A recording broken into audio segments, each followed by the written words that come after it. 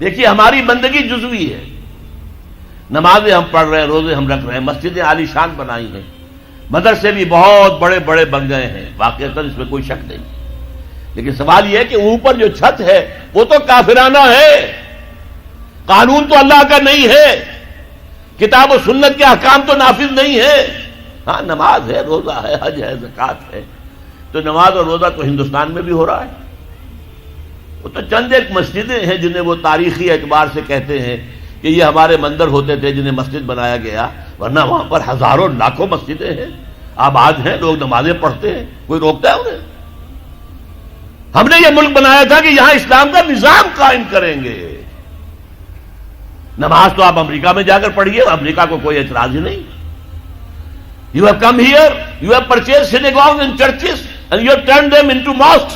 ہم نے کوئی اعتراض نہیں کیا، تم نے چرچ خریدے، تم نے سینیگوگز خرید لیے جو یہودیوں کی عبادت گاہیں ہوتی ہیں اور انہیں مسجد بنا لیا، ہم نے کوئی اعتراض نہیں کیا، we never objected۔ لیکن تم کہو کہ اسلام کا نظام ہم قائم کریں گے، نہیں کرنے دیں گے تمہیں کبھی بھی۔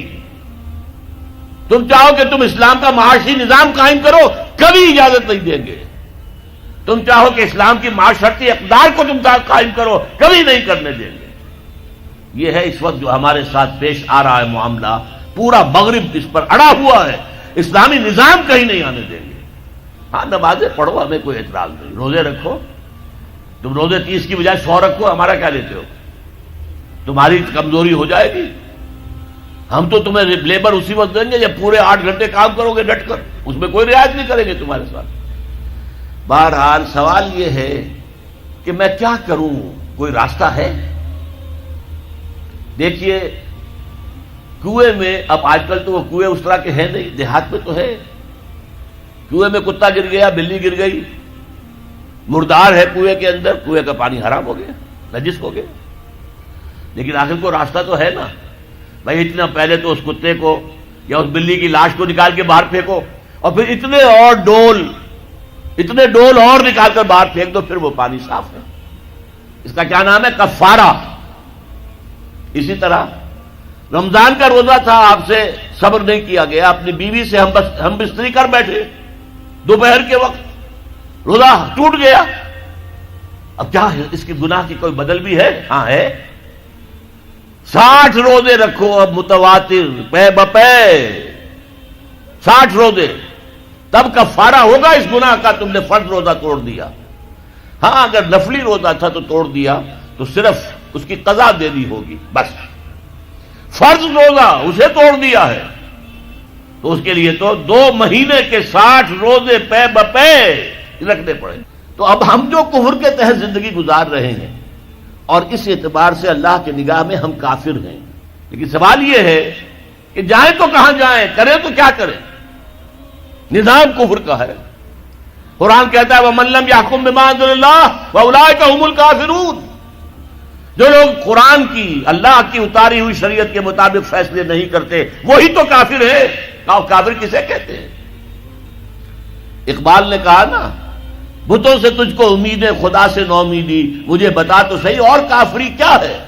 تمہاری ساری امیدیں امریکہ کے ساتھ وابستہ ہیں، وہ مسئلہ طے کرا دے، وہ یہ کرا دے، وہ کرا دے، وہ معاملہ ہمارا، وہی تو سب سے بڑا چور وہی ہے، سب سے بڑا ڈاکو وہی ہے، سب سے بڑا اسلام کا مخالف وہی ہے، اور اسی کے پاس ہم جاتے ہیں۔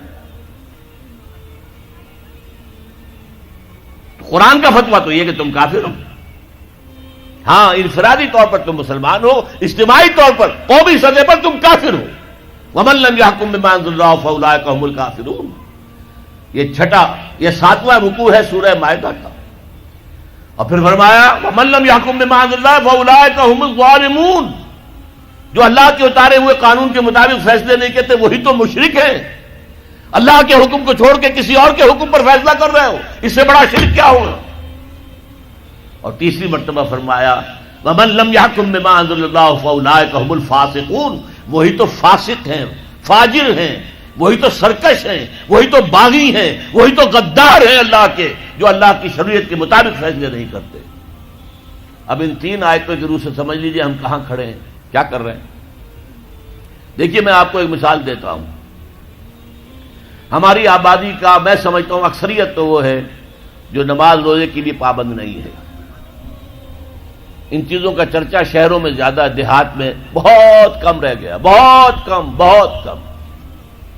اور ہماری 70% آبادی دیہات کے اندر ہے۔ اچھا، جو نمازیں پڑھتے روزے رکھتے ہیں، خاص طور پر شہروں کے کاروباری لوگ، وہ بلیک مارکیٹنگ بھی کرتے ہیں، وہ حسابات بھی غلط دیتے ہیں، جھوٹ بولتے ہیں، جھوٹ یا حلف اٹھاتے ہیں کہ یہ حساب ہم حلفیہ میں کہہ رہا ہوں یہ حساب صحیح ہے، جبکہ حساب غلط ہے۔ سودی کاروبار کرتے ہیں، اپنے کاروبار کو بڑھانے کے لیے سود کا قرضہ لیا ہے، سودی قرضہ لیا بینک سے، اپنی بلڈنگ بنانے کے لیے بہت بڑی قرضہ لیا ہے بینک سے، تو ان کی عبادت کیا ہوئی؟ وہ اس آیت کے ذیل میں آ گئے کہ نہیں؟ افتؤمنون ببعض الکتاب وتکفرون ببعض فما جزاء من يفعل ذلك منكم الا خزي في الحياة الدنيا ويوم القيامة يردون الى اشد العذاب وما الله بغافل عما تعملون۔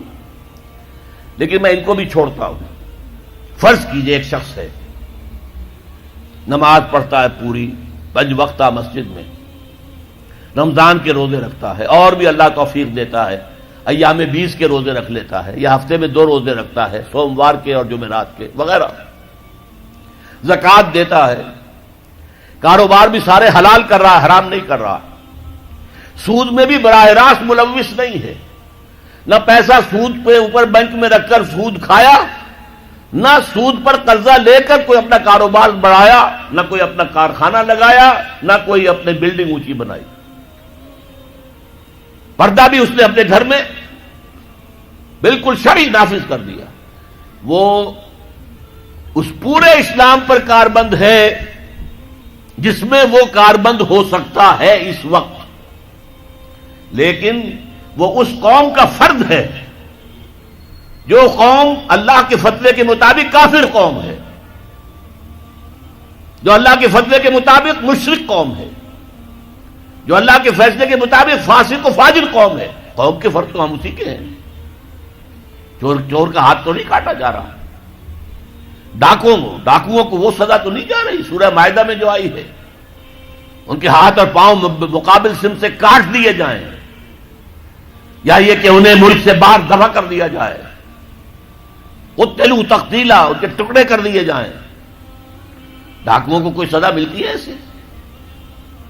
اول تو پکڑنے کا کیا سوال، پکڑ گئے تو رشوتیں دے کر چھوٹ جائیں گے، یہاں تو عدل بھی جو ہے خریدا جا سکتا ہے بڑے آرام سے، اور نہیں تو 4-6 مہینے جیل میں رہ لیں گے۔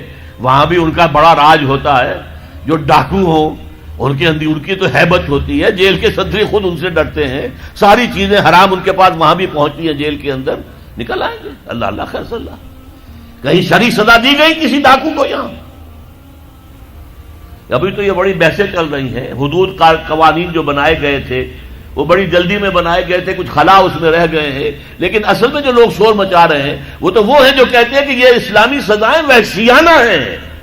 بے نظیر بھٹو کا کہنا ہے یہ وحشیانہ سزائیں ہیں، اللہ کی دی ہوئی سزائیں وحشیانہ ہیں، معاذ اللہ ثم معاذ اللہ ثم معاذ اللہ، کلمہ کفر ہے۔